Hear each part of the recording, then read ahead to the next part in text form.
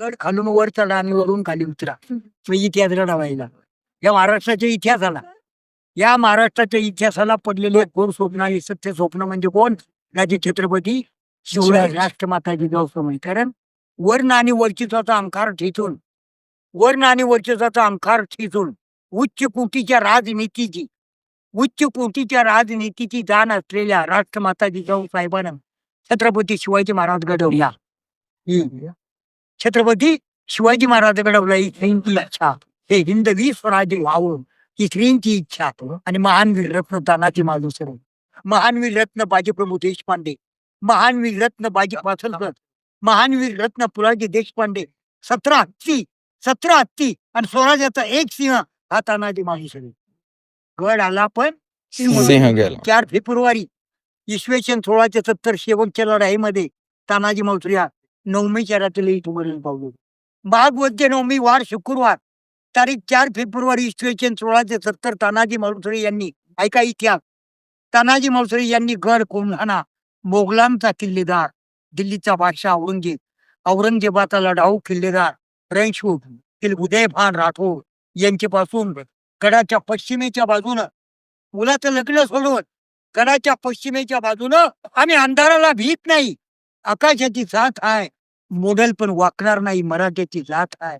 राज आधी लगीन कोंढाण्याचं आणि मग माझ्या रायबाचं, आधी लगीन कोंढाण्याचं मग माझ्या रायबाचं, असं म्हणून तानाजी मालुसरे पश्चिमेच्या बाजूनं 900 राजपूत कापले. बरोबर 360 मावळे होते. सूर्याजी होता. शेलारमामाला सूचना दिली, तुम्ही सैन्य घेऊन कल्याणला थांबा. ताबडतोब शेलारमामाने गड लढवला. प्लॅन केलं तानाजी मालुसरे करणं आणि तिकडेच वार झाले. तानाजी मालुसरेंच्या उदयभानाचा ढालीवर वार झाला. उदयभानाचा तानाजी मालुसरेंच्या ढालीवर वार झाला. दुर्दैवानं तानाजी मालुसरेंच्या हातातील ढाल तुटली. कमरेच्या काढून शिल्यावर घेत होता वाराला. अरे इंच झकमा अंगाला, 80 वार केले अंगाला. लढता अर्धा गडसर करून तानाजी मालुसरे स्वराज्याचा श्वास सोडला.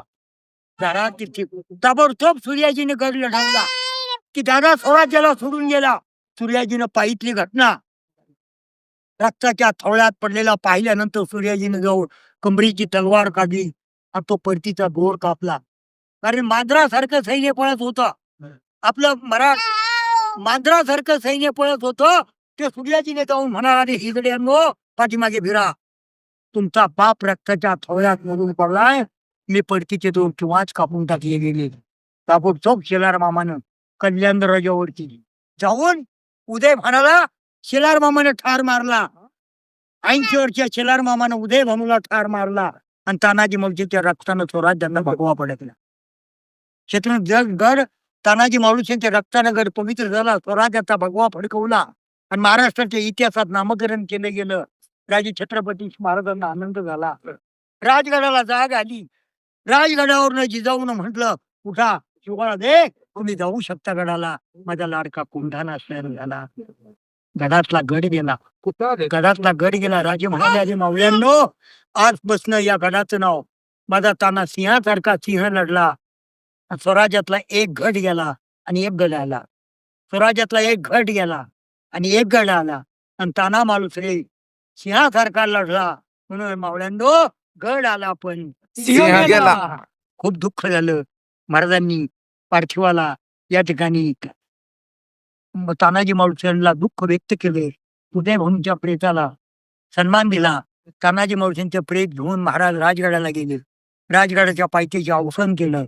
जिजाऊ साहेबांना आशीर्वाद दिले आणि हेच नामकरण जिजाऊनं म्हटलं की तानाजी मालुसरेंची स्मृती समाधी सोंगराव बांधा आणि अग्नि समाधी त्यांच्या मूळ गावी कोकणात उंबरठला अग्नि समाधी द्या. स्त्रींची इच्छा म्हणून गड आला पण सिंह गेला. जय भवानी, जय शिवाजी. छत्रपती शिवाजी महाराज की जय.